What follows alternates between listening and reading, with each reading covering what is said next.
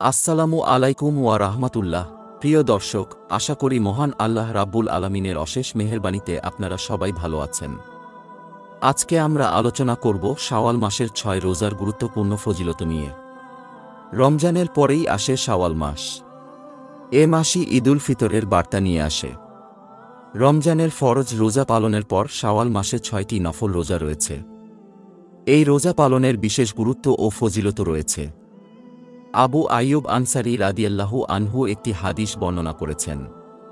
তিনি বলেন, আল্লাহর রাসূল বলেছেন, যে ব্যক্তি রমজান মাসের সব ফরজ রোজাগুলো রাখল অতঃপর শাওয়াল মাসে আরও ৬টি রোজা রাখল, সে যেন সারা বছর ধরেই রোজা রাখল।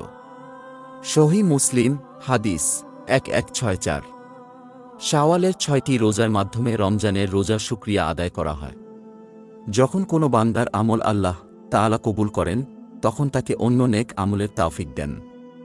সুতরাং এ রোজাগুলো রাখতে পারা রমজানের রোজা কবুল হওয়ারও লক্ষণ।